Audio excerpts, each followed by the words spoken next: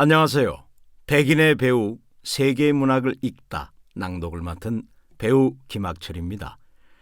제가 읽어드릴 작품은 러시아 작가 니콜라이 레스코프의 왼손잡이란 소설입니다.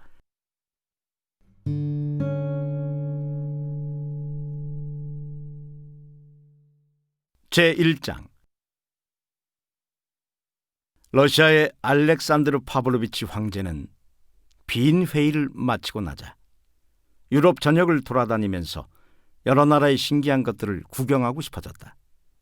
그래서 황제는 유럽의 여러 나라를 두루 돌아보았으며 사교성이 좋아 곳곳에서 다양한 사람들과 친밀한 대화를 나눴다. 모두들 황제가 자기에게 호감을 가지게 되기를 바라는 마음에서 황제에게 여러 가지 놀라운 것들을 보여주었다.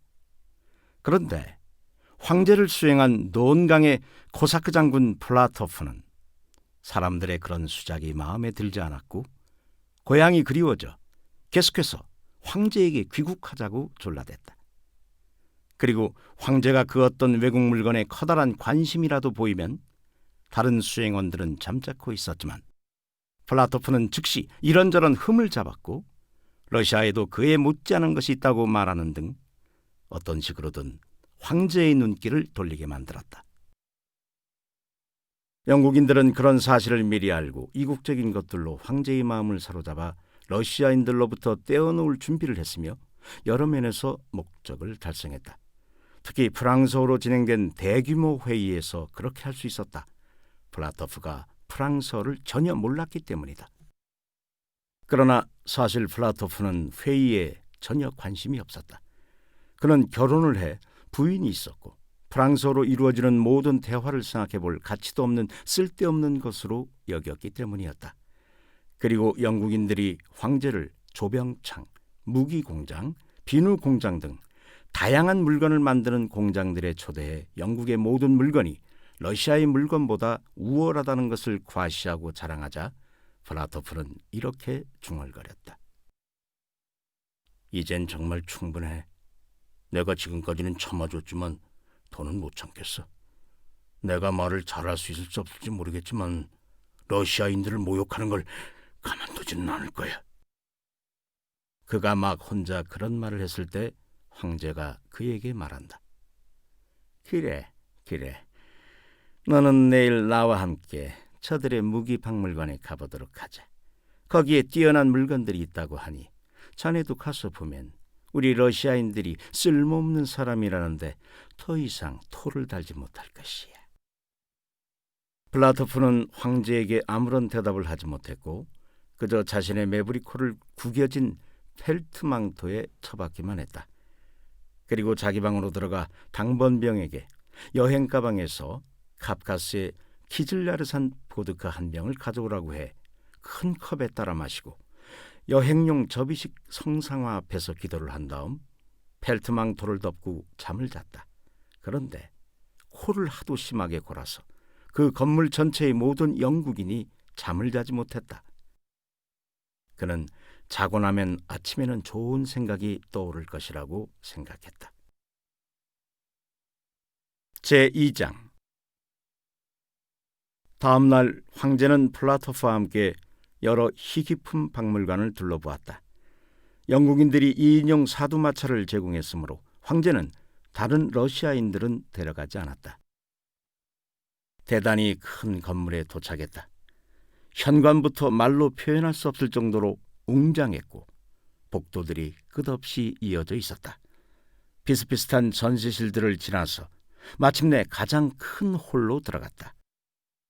그곳에는 커다란 반신상들과 샹들리에들이 설치되어 있었고 장식된 휘장 한가운데는 벨베데레의 아폴론상이 서 있었다. 황제는 플라토프를 쳐다보았다. 그가 크게 놀라워하지 않는지 그리고 무엇을 보고 있는지 알고 싶었기 때문이다. 그런데 플라토프는 아무것도 보이지 않는 듯 눈을 내리깔고 그저 손으로 콧수염을 둥글게 말면서 걸어가고 있었다. 영국인들은 즉시 해양용 기압개, 보병 연대용 낙타 가죽 망토, 수지를 칠한 기병대용 방수포 등 여러 가지 놀라운 것들을 보여주고 그것들이 어떤 군사적 상황에 맞춰 만든 것인지 설명해 주었다. 황제에게는 그 모든 것이 마음에 들었고 모든 것이 매우 훌륭해 보였다. 그러나 플라토프는 그 모든 것이 자신에게는 아무 가치도 없는 것이라는 생각을 버리지 않고 있었다. 황제가 말한다. 어떻게 그럴 수 있지? 어째서 너는 그렇게 무덤덤한 건가? 여기에 네가 놀랄 만한 게 아무것도 없다는 건가? 플라토프가 대답한다. 여기서 한 가지 놀라운 것은 우리 돈강 지역 용사들이 이런 것들 없이도 싸워서 12가지 언어, 즉 나폴레옹 군대를 물리쳤다는 사실뿐입니다. 황제가 말한다. 그건 어리석은 생각이다. 플라토프가 대답한다. 뭐가 어리석다는 것인지 모르겠습니다마는 감히 토를 달 수 없으니 입을 다물도록 하지요.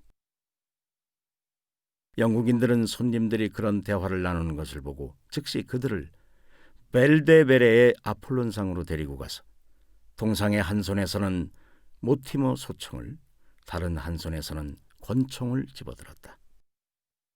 자, 우리가 만든 것을 좀 보시지요. 그렇게 말하고 소총을 내밀었다. 황제는 모티모 소총을 별 감흥 없이 바라보았다. 황궁에도 그런 소총들이 있기 때문이었다. 이어서 영국인들은 황제에게 권총을 주면서 말한다. 이 권총은 알려져 있지 않았지만 흉내를 낼 수 없는 솜씨로 만든 겁니다. 우리 해군 제독이 이탈리아 칼라브리아 반도의 폭도들의 대장 허리춤에서 빼앗은 거죠. 황제는 권총을 살펴보았는데 아무리 보아도 질리지 않았다. 그래서 감탄의 신음소리를 냈다.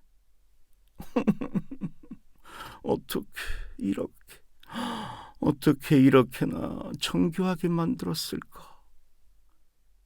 그리고 황제는 플라토프에게 러시아어로 말한다.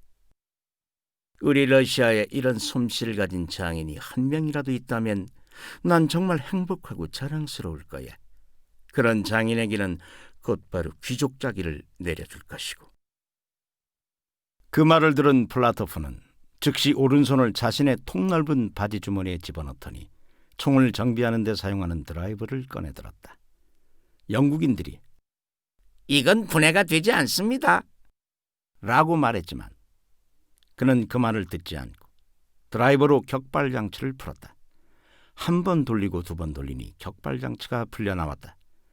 플라토프는 황제에게 권총의 멈춤새를 보여주었는데 그것의 구부러진 부분에 러시아어로 플라시의 이반 모스크빈이라고 새겨져 있었다. 영국인들은 놀라서 서로 옆구리를 찌르면서 말한다. 오호호호, 우리가 잘못 알았습니다.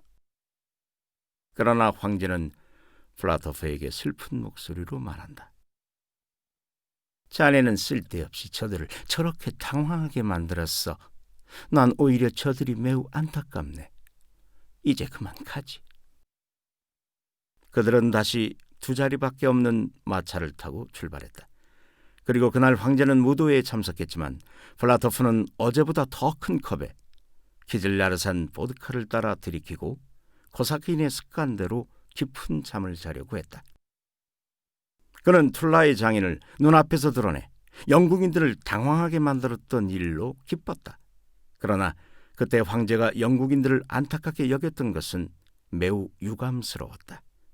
플라토프는 무엇 때문에 황제가 화를 냈던 건지 이해할 수 없어 라고 생각했고 그런 생각 때문에 깊은 잠을 자기 위해 두 번이나 일어나 성호를 긋고 보드카를 마셨다. 그런데 바로 그때 영국인들도 낮에 있었던 일 때문에 잠을 이루지 못했다.